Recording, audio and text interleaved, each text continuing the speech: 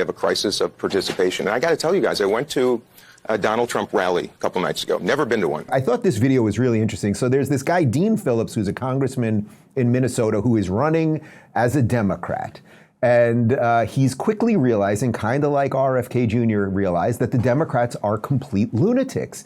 He had a rally a couple days ago, I think this is from 2 days ago, and it was near a Trump rally, and he wandered in. Democrat running for president, learning what the DNC is all about and how corrupt they are, decides to wander into a Trump rally. Check this out. We have a crisis of participation. And I got to tell you guys, I went to a Donald Trump rally a couple nights ago. Never been to one. I had an event across the street. I saw the line of people waiting in the cold for hours. And I thought, what the heck? You know, I'm going to be a leader who actually invites people, doesn't condemn them. Met probably 50 Trump people waiting in line. Every single one of them, thoughtful, hospitable, friendly. All of them so frustrated that they feel nobody's listening to them but Donald Trump. A diverse crowd, people who had never been to a Trump event before. My party is completely delusional right now. Sara, that is exactly what happened to me when I was on the fence about Trump. I was driving through Los Angeles on Wilshire Boulevard, and there was a Trump rally, and I was like, you know what, let me just go and see what happens. And it was a joyous festival with American flags and Latinos for Trump and gays for Trump and blacks for Trump, and everybody was happy and nice. I said once to Bill Maher on his podcast that he would be welcomed more at a Trump rally than if he went to a progressive rally, like an AOC rally, and he even agreed with me. I suppose none of this surprises you. Yeah, no, of course not. And I mean, I want to add to Michael's point about the suburban moms, because, of course, I think their votes very much are still in play. And here is why.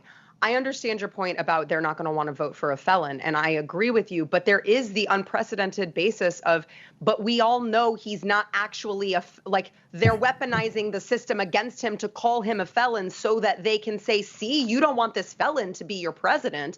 And so, you know, I mean, you're working with the other side who is just operating to try to, I'm trying, are we on YouTube? We are, but say whatever you want. We're on Rumble and Locals. You're good. You know, there's a lot of procedures that are happening to children that the Biden administration is pushing for. You know, you're living at a time where parents are getting their rights taken from them if they don't affirm their child's gender. And so I do think that there is a lot that is still in play. Another issue that I think is still in play is the minority vote. Dave, you pointed out Latinos for Trump and blacks for Trump and all of that. And I saw a tweet from the rapper Meek Mills not that long ago, and he retweeted a Trump Vivek clip where they were at some rally and they were talking, and he retweeted it and he said, you guys are going to be real surprised when you find out who black people in poverty are voting for this time around. Now, am I putting a whole lot of stake in that? No, because historically, black people should have started voting against Democrats a very long time ago. But I do think that it may take this rock bottom administration for these people to wake up and say, you know, finally, we've been fooled. And I don't just mean black people. I mean the suburban moms as well. I mean, these are uncharted territories. This is an unprecedented time that we are in. And that's why I wonder if the suburban mom vote is still in play, because I look at this and I'm like, no freaking way. I want my kids to go through another 4 years of this administration. I will vote for anything else.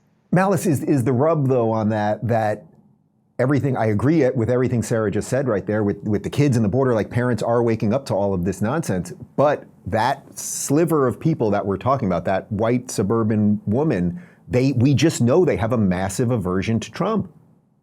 And they're the ones also who have Munchausen's by proxy, who are for the stuff with the gender with their kids. Right. So they are the swing vote. So Sarah's completely correct. Like you can see a lot of them are going to be, you know, anti-Trump. A lot of them are going to be for Trump, you know, blah, blah, blah. So they're the ones who are going to decide this election, unless it's a landslide one way or another, which I can easily see happening as well. But I'm just going to tweak Sara a little bit.